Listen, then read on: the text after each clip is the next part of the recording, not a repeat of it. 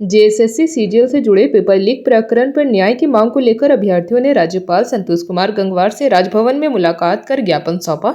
इन अभ्यर्थियों ने राज्यपाल संतोष कुमार गंगवार को ज्ञापन सौंपते हुए जेएसएससी सीजीएल पेपर लीक प्रकरण की निष्पक्ष और पारदर्शी जांच का आग्रह करते हुए आयोग की जवाबदेही और पारदर्शिता सुनिश्चित करने हेतु ठोस कदम उठाने की मांग रखी। मुलाकात के उपरांत अभ्यर्थियों ने कहा कि जेएसएससी सीजीएल से जुड़े पेपर लीक मामले की सीबीआई जांच की मांग हो। इस विषय पर राज्यपाल से हम अभ्यर्थी प्रतिनिधि मंडल ने आग्रह किया है। वो राज्यपाल से किस तरह के आश्वासन की उम्मीद कर रहे हैं? सबसे पहले मीडिया के आप तमाम पत्रकारों को बहुत बहुत धन्यवाद। आप निरंतर हमारी आवाज़ बने हैं।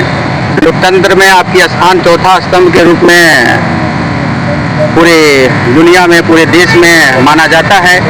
आज छात्रों का एक प्रतिनिधि मंडल माननीय महामहिम से मुलाकात की है। विषय है जेएसएससी सीजीएल से संबंधित जो जांच प्रक्रिया चल रही है और जो सुनवाई चल रही थी कोर्ट में, उसको लेकर के हम लोग माननीय राज्यपाल को सारी चीज़ें बताए। और आप सभी को भी पता होगा, पिछला 3 तारीख को 3 नवंबर को अंतिम रूप से हमारी इस मैटर पर सुनवाई हुई थी माननीय हाईकोर्ट में और फैसला रिजर्व रखा गया है। अभी जो भी हम लोगों का एलिगेशन था जेएसएससी सीजीएल में जो हम सभी ने लगाए थे, लगभग सब चीज़ जस्टिफाई हो गया है।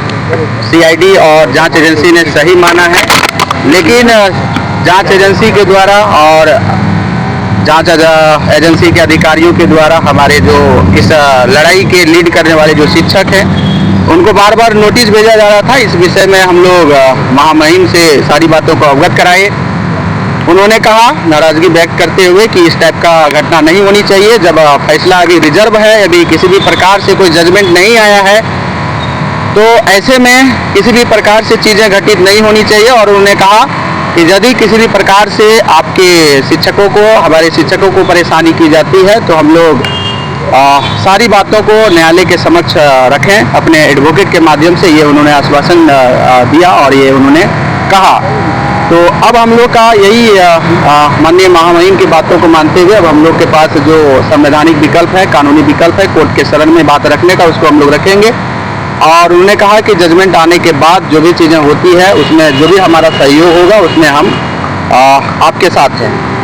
मस्ताना सर के बारे में क्या कोई प्रस्ताव रखा गया है? जी, मस्ताना सर अब फिलहाल वर्तमान में वो वित्त विभाग में प्रशाखा पदाधिकारी हैं और वो सबसे पहले जेएसएससी सीजीएल में पेपर लीक से संबंधित बातों को उन्होंने उजागर किया था।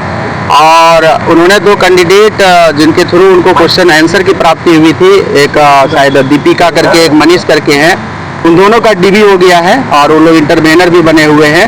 और ऐसा चीज़ें देखने को मिला कि बाद में वो लोग अपना स्टेटमेंट बदल दिए, जिसके कारण मस्ताना सर की गिरफ्तारी हुई है और उनको अभी जेल में रखा गया है। उनके बारे में भी हम लोग चर्चा की है कि देखिए एक ईमानदार ऑफिसर को ये जेल भेजा गया है। तो उस संबंध में भी महामहिम ने यही आश्वासन दिया कि कोर्ट की जो प्रक्रिया चल रही है, जो सुनवाई चल रही है, उसको कंप्लीट होने दीजिए। उसके बाद चीज़ें जो है जैसा होगा उसमें हम आपका सहयोग करेंगे। और वो मांग कर रहे हैं कि विद्यार्थियों को भी जो कॉपी जांच हो रही है उसमें शामिल किया जाए, विद्यार्थियों का भी एक पैनल रहे, उसमें 1-2 विद्यार्थियों को भी शामिल किया जाए। कौन सा कॉपी जांच होगा? जो भी जांच की प्रक्रिया चल रही है, पारदर्शिता। जेपी भारत लाइव, भारत की बात जेपी के साथ। वीडियो को लाइक करें, शेयर करें और चैनल को सब्सक्राइब करें।